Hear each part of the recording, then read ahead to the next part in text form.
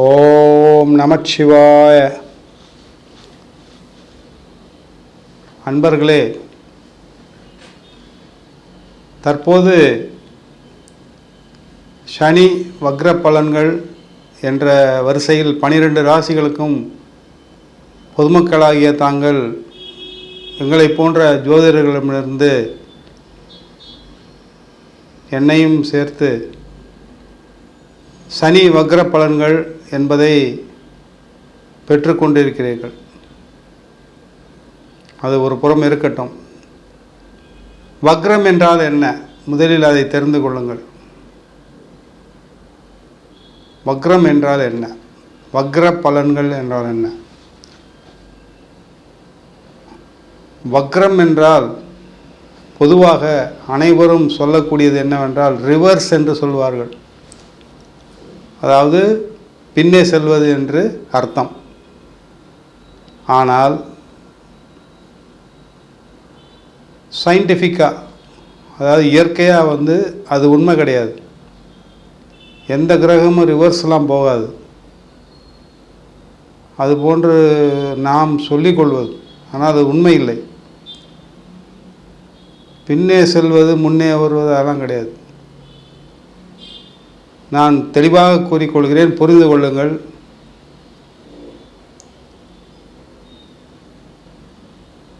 சூரியனை மையமாக வைத்து மற்ற 8 கிரகங்களும், மொத்தம் 9 நவகிரகங்கள், அதில் சூரிய குடும்பம் என்று சொல்வார்கள். சூரியனை மையமாக வைத்து மற்ற 8 கிரகங்கள் அந்த சூரியனை சுற்றி வருகின்றன. ஒவ்வொன்றிற்கும் ஒரு கால நேரம் இருக்கிறது. ஒரு சுற்றளவு சுற்றி வருவதற்கு ஒரு கால நேரம் இருக்கிறது. உதாரணத்துக்கு சொல்லப்போனால்,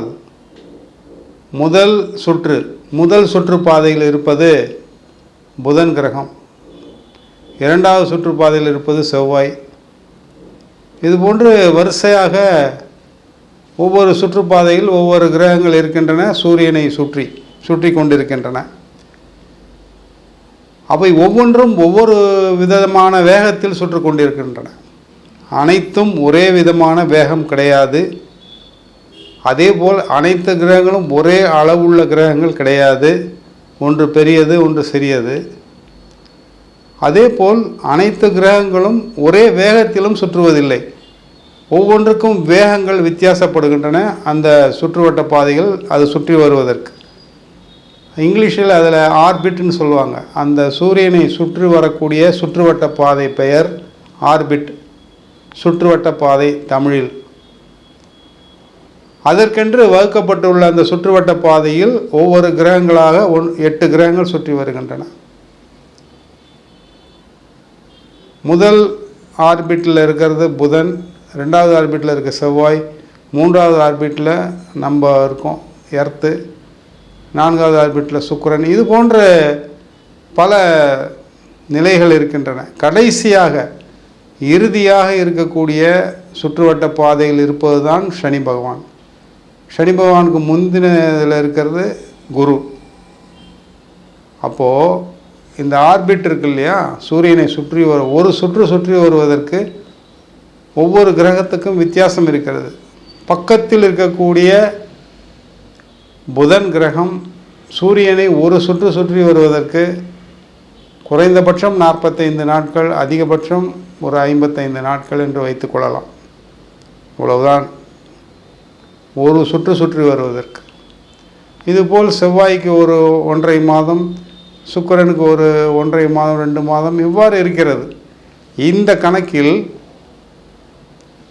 குருவும் சனியும் தொலைவில் இருக்கிறார்கள் அல்லவா, அப்போது சுற்றுவட்ட பாதை நீள்கிறது. எனவே குருவுக்கு சூரியனை ஒரு முறை சுற்றி வருவதற்கு 12 வருடங்கள் ஆகின்றன. அதேபோல் சனி பகவானுக்கு, சனி கோளுக்கு சூரியனை ஒரு முறை சுற்றி வருவதற்கு 30 வருடங்கள் ஆகின்றன. அவ்வளவு விட்டம் அதிகம், அந்த வட்டத்தினுடைய அளவு அதிகம். சூரியனுக்கு வெளியில் சுற்றக்கூடிய அந்த சுற்றுவட்ட பாதையில் அதற்கென்று தன்னுடைய கிரகங்களுக்கு அதற்கென்று இருக்கக்கூடிய சுற்றுவட்ட பாதையில் கிட்ட இருக்கிறது ரொம்ப ஸ்பீடாக சுற்றும், போக போக போக அது வித்தியாசமாக போகும். இதுபோல் இறுதி கடைசியில் இருக்கக்கூடிய ஆர்பிட்டில் 8 கிரகங்களே கடைசி ஆர்பிட்டில் இருக்கிறது சனி பகவான். சனி பகவானுக்கு சூரியனை ஒரு சுற்று வருவதற்கு 30 வருடங்கள், குரு பகவானுக்கு சூரியனை ஒரு சுற்றி வருவதற்கு 12 வருடங்கள். இது இந்த 8 கிரகங்களும் சூரியனையும் இணைத்து 9 கிரகங்கள். இது ஒரு சோலார் சிஸ்டம் என்று பெயர். இது ஒரு சூரிய குடும்பம். இந்த ஒரு சூரிய குடும்பத்தை போல பல லட்சம் சூரிய குடும்பங்கள் இந்த அண்டத்தில் இருக்கின்றன. அதெல்லாம் நமக்கு காணவும் முடியாது, தெரிந்து கொள்ளவும் முடியாது. நாம் இருப்பது ஒரு சூரிய மண்டலத்தில். இருக்கக்கூடிய கிரகங்கள் சூரியனும் சேர்த்து 9. சூரியன்தான் தலைவர், சூரியன்தான் மையம். அந்த சூரியனுடைய புவியீர்ப்பு விசையில், அந்த சூரியனுடைய ஆக்ரஷண சக்தியில் தான் மற்ற 8 கிரகங்களும் சுற்றி வருகின்றன சூரியனை. இதுதான் இயற்கையில் சயின்ஸ் என்று சொல்லக்கூடிய அஸ்ட்ரானமி. இந்த சாஸ்திரத்தின் பெயர் அஸ்ட்ரானமி, வானவியல் சாஸ்திரம். அஸ்ட்ரானமின்றது வானவியல் சாஸ்திரம். அஸ்ட்ராலஜின்றது ஜாதகம், ஜோதிடம். அஸ்ட்ரானமி என்பது விஞ்ஞானிகளுக்கு பயன்படுகின்ற அஸ்ட்ரானமின்ற சாஸ்திரம், விஞ்ஞான சாஸ்திரம். அதே தான் அஸ்ட்ராலஜிக்கும் பயன்படுகிறது. ஆனால் அவர்கள் பயன்படுத்துவது விஞ்ஞானத்திற்காக, ராக்கெட் ஏவுவதற்காக, சேட்டலைட் ஏவுவதற்காக, இதற்கெல்லாம் அவர்கள் பயன்படுத்துகிறார்கள். ஆனால் நாம் ஜோதிடர்களாகிய நாங்கள் அதே அஸ்ட்ரானமி தான். ஆனால் நாம் பயன்படுத்துவது பொதுமக்களுடைய வாழ்க்கையை சொல்வதற்காக. அது சப்ஜெக்ட். அது ஜோதிடம் என்பது, ஜாதகம் என்பது ஒரு சப்ஜெக்ட், ஜோதிடம் என்பது ஒரு சப்ஜெக்ட். அந்த சப்ஜெக்டுக்கு இவ்வளோதான் வித்தியாசம்.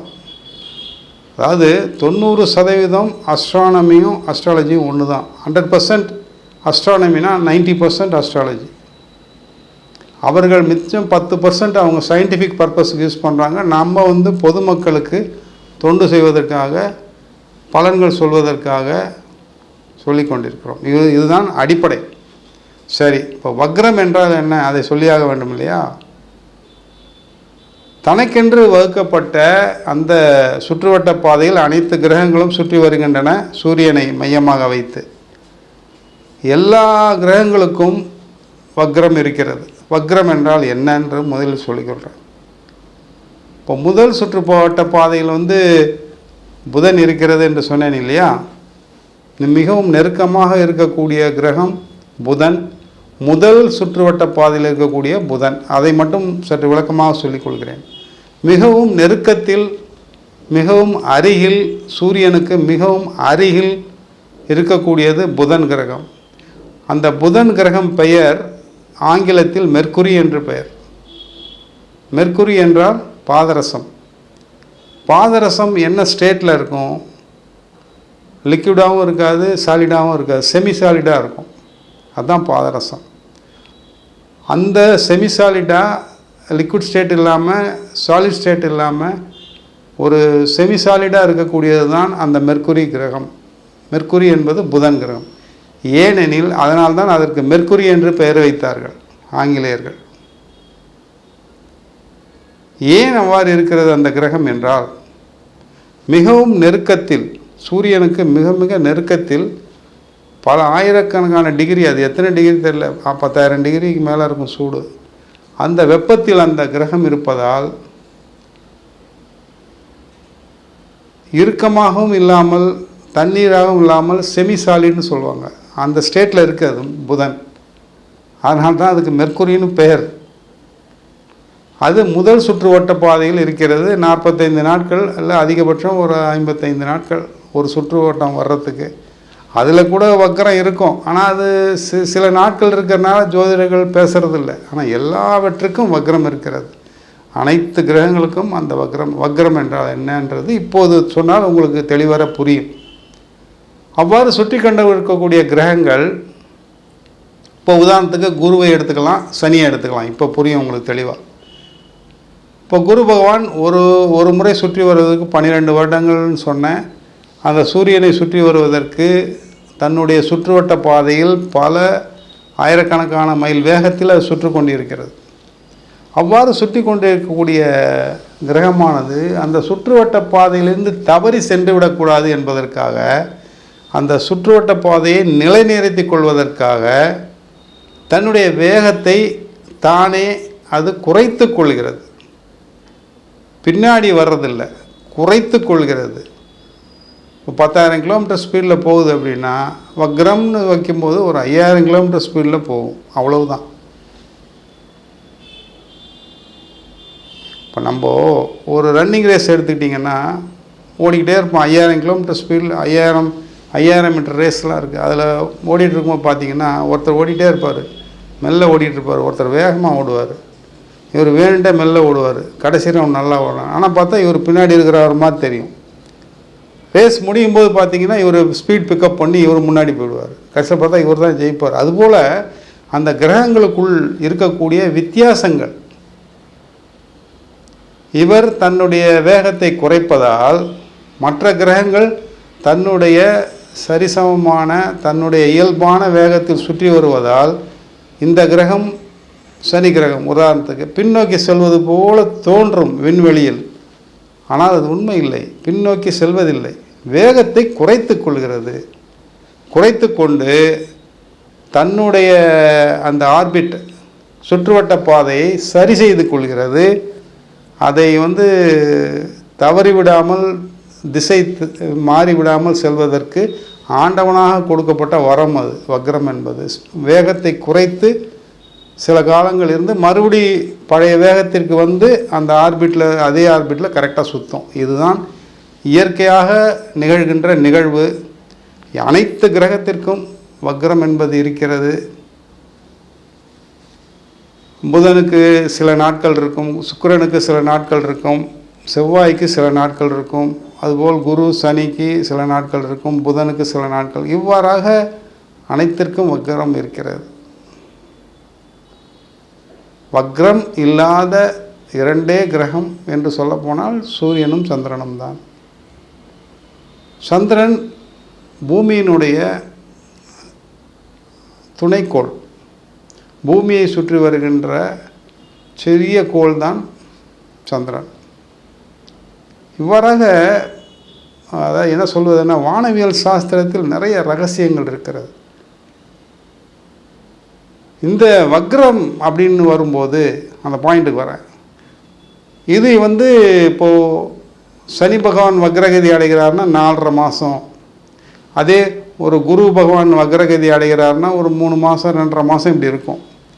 இந்த மாத கணக்கில் வக்ரகதி இருப்பதால் அதை நாம் ஜோதிடர்கள் அனைவரும் அதற்கென்று ஒரு கணக்கீடு செய்து அனைத்து ராசிகளுக்கும் ஒரு பலன்களை சொல்லி வருகிறார்கள். இவ்வளவுதான். இப்பொழுது செவ்வாய்க்கு வக்ரகதி என்று வைத்து கொண்டால் ஒரு குறைந்தபட்சம் ஒரு 9 மாதம், 9 நாள் 10 நாள் இருக்கும். அதனால் அதை கணக்கில் எடுக்கிறது இல்லை. ஒரே வார்த்தையில் சொல்லப்போனால் வக்ரம் என்பது கிரகங்கள்,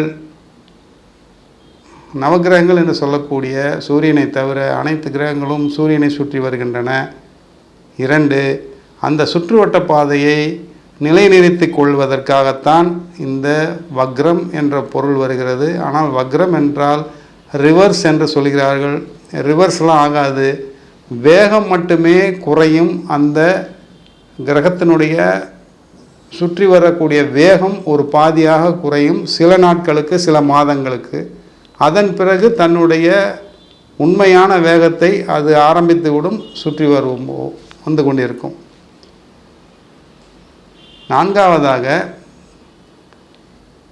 அவ்வாறு அந்த பாதையை நிலைநிறுத்தி கொள்வதற்காகத்தான் இந்த வக்ரம் என்பது தன்னைத்தானே நிலைநிறுத்தி கொள்வதற்காக அந்த கிரகம் இயற்கையாக இயல்பாக தன்னை சரி செய்து கொள்கிறது, குறைத்து கொள்கிறது வேகத்தை. இதை தெளிவுபடுத்துவதற்காகவே இதை நான் தங்களுக்கு ஒரு பதிவாக நான் கொடுத்துள்ளேன். இருந்தாலும் கணக்கீடுகள் என்பது ஒன்றுதான். நாம் விண்வெளியில் இருந்து பார்த்தோமானால் அந்த கிரகம் பின்னோக்கி வருவது போல தெரியும், பின்னால் வந்து விட்டது போல தெரியும், மற்ற கிரகங்கள் முன்னோக்கி செல்வது போல தெரியும். அதை கணக்கீடு செய்து, ஏனென்றால் ஒளிக்கீற்றுகளானது அனைத்து கிரகங்களிலிருந்தும் ஒளிக்கீற்றுகள் மனிதனாகிய நம்மளுடைய உடலுக்கு வருகிறது என்பதுதான் இயற்கை விதி, விஞ்ஞானம். அதை வைத்துத்தான், எனவே தான் அந்த கோள்களால் மனிதனுக்கு உடல்நிலையில் பல்வேறு வேலை செய்கிறது என்பதை கணக்கீடு செய்து அதற்கு ஒரு கணக்கியல் சாஸ்திரம் வைத்து ஜோதிடம் என்று வைத்தார்கள். அந்த ஜோதிடத்தின் பலன்களை தான் ஜாதகம் கணித்து ஜோதிடர்கள் பலன் சொல்கிறார்கள். இந்த உண்மையை தாங்கள் புரிந்து கொள்ள வேண்டும் என்பதற்காகவே இந்த பதிவை கொடுத்துள்ளேன். மக்களாகிய நீங்கள் வக்ரகதி பலன்கள் என்பது ஏதோ ஒரு பெரிய விஷயம் என்று எடுத்துக்கொள்ளாதீர்கள். இது ஒரு தற்காலிக பலன்கள் தானே தவிர நிரந்தரமான பலன்கள் கிடையாது. வக்ர பலன்கள் என்பது ஒரு தற்காலிக பலன், டெம்பரரி ரிலீஃப் அப்படி எடுத்துங்க. இதை ஒரு பெரிய ஒரு விஷயமாக எடுத்துட்டு குழப்பிக்கொள்ள வேண்டாம். எனவே அந்த சனி பகவானும் குரு பகவானுக்கும் தான் அதிகமாக வக்கர பலன்கள் சொல்லப்படுகிறது. அவ்வாறு சொல்லப்படுகின்ற பலன்களை புரிந்து அதை தெரிந்து அதற்கு தகுந்தாற்போல் நடந்து கொள்ளுங்கள் என்பதை இதன் மூலம் கேட்டுக்கொள்கிறேன். நன்றி, வணக்கம். சன்லைட் அஸ்ட்ரோ சேனலுக்கு லைக் பண்ணுங்கள், ஷேர் பண்ணுங்கள், சப்ஸ்கிரைப் பண்ணுங்கள், பெல் ஐக்கானை கிளிக் பண்ணுங்கள். அப்போ தான் நாங்கள் போடுற எல்லா வீடியோஸும் உங்களுக்கு நோட்டிஃபிகேஷன்ஸாக வரும்.